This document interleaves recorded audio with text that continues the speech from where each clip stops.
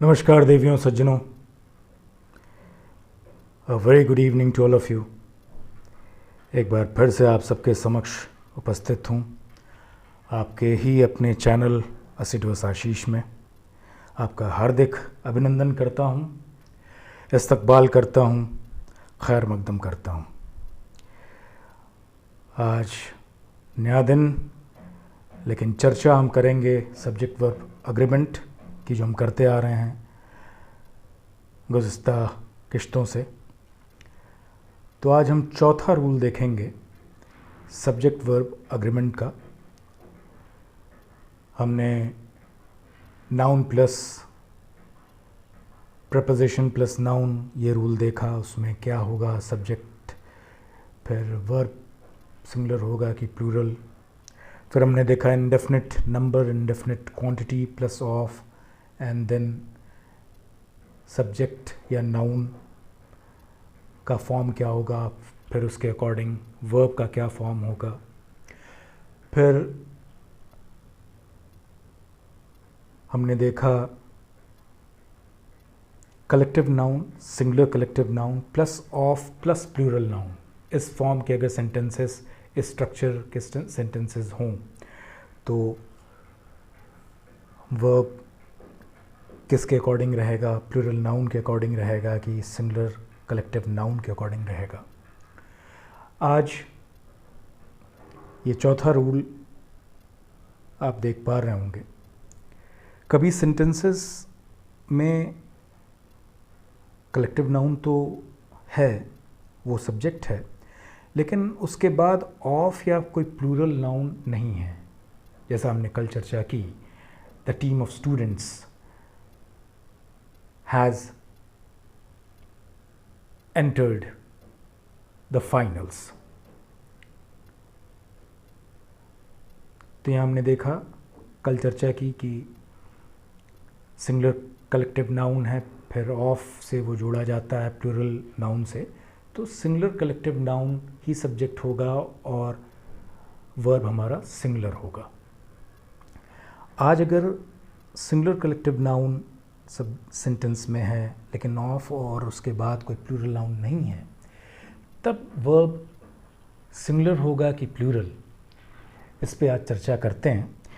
तो आइए आगाज़ करते हैं आज के कार्यक्रम का। तो आप अपने स्क्रीन्स पे देख पा रहे होंगे कि when the subject of the sentence is a collective noun and also it is not followed by of, the preposition of and any plural noun, then what will be the form of the verb? Will it be singular or plural? तो इसमें क्या करते हैं, what happens in such cases? It is our discretion to make the verb singular or plural. ये पूरी तरह से हम पर है, हमारे इख्तियार में है कि हम उसे वर्ब को सिंगुलर मानेंगे या प्लूरल। बट लेकिन if we have decided to make it singular और plural, then we have to stick to it throughout the entire sentence. पूरे वाक्य में फिर अगर हमने सिंगुलर मान लिया है तो वर्ब सिंगुलर रहेगा, तो साथ में प्रोनाउन भी सिंगुलर रहेगा। वो कभी सिंगुलर कभी प्लूरल ऐसे नहीं रहेगा। अगर हमने प्लूरल मान लिया है तो प्लूरल वर्ब है तो प्लूरल प्रोनाउन रहेगा। If we have decided, then we have to stick to it throughout the entire sentence. It can be either singular or plural, but not both. दोनों नहीं हो सकते। एक ही सेंटेंस में आपने कभी उसको सब्जेक्ट को सिंगुलर मान लिया तो सिंगुलर वर्ब लगा दिया तो प्रोनाउन प्लूरल कर दिया, फिर आपने उसको प्लूरल वर्ब मान लिया तो फिर आपने सिंगुलर प्रोनाउन कर दिया। ये नहीं होगा।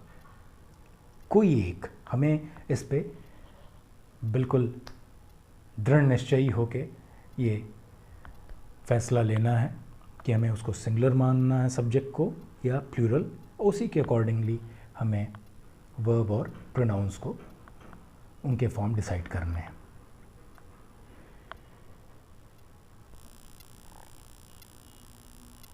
ये बेहद ज़रूरी है कि किसी एक पर ही हमें फोकस करना है। उसको अगर हमने सिंगुलर मान लिया तो वो सिंगुलर वर्ब रहेगा और सिंगुलर प्रोनाउंस रहेंगे। प्लूरल माना है सब्जेक्ट को, कलेक्टिव नाउन को, तो वर्ब प्लूरल हो जाएगा और प्रोनाउंस भी प्लूरल होंगे। कुछ एग्जांपल्स देखिए। अब आपके समक्ष लिखा हुआ है the committee has been form for its own amelioration. The committee has been formed for its own अमेलियरेशन।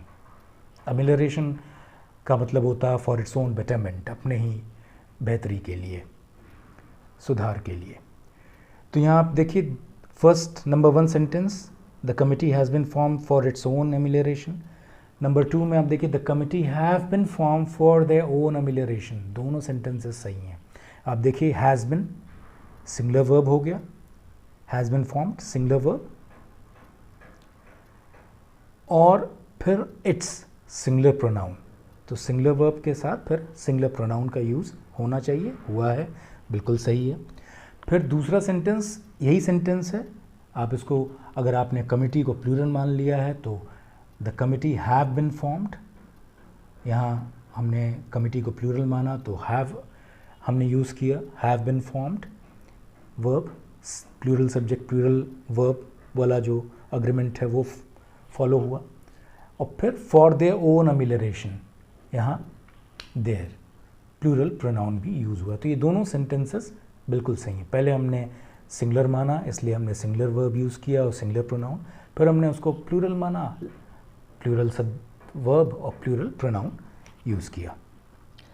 अब तीसरा सेंटेंस देखिए, the board has decided to launch their new product.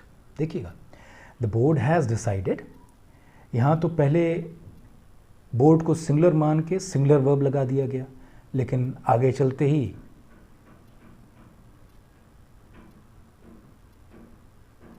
Pronoun जो है वो प्लूरल कर दिया गया, जो कि गलत है, ऐसा नहीं होना चाहिए।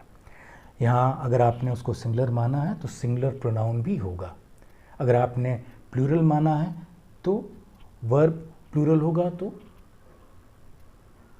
प्रोनाउन भी प्लूरल होगा।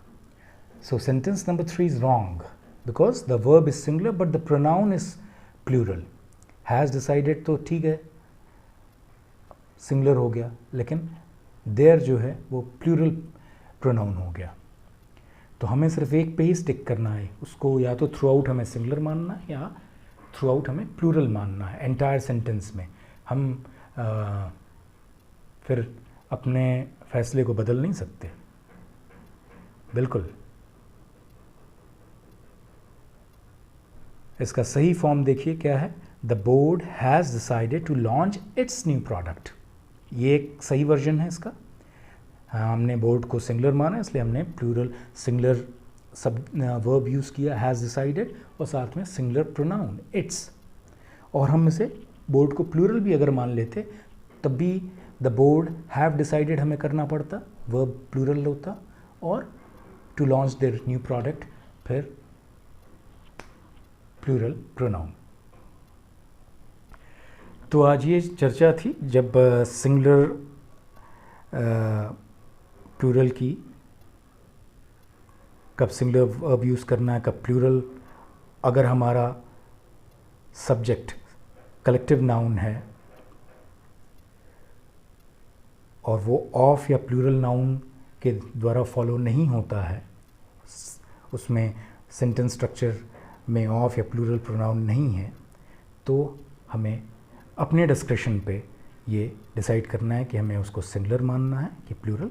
और अगर सिंगुलर मान लिया तो सिंगुलर ही रहेगा थ्रू आउट, प्लूरल मान लिया है तो प्लूरल, वर्ब भी प्लूरल और प्रोनाउंस भी प्लूरल। तो आज के वीडियो में बस इतना ही, और आज अपनी वाणी को यहीं विराम देता हूँ। आशा करता हूँ कि आपके श्रुतिपटों पे आनंदानुभूति हुई होगी मेरी वाणी से। आज्ञा लूँगा, लेकिन आज्ञा लेने से पहले मैं चाहूँगा आप चैनल को अगर सब्सक्राइब नहीं किए हैं तो कृपया कर दें।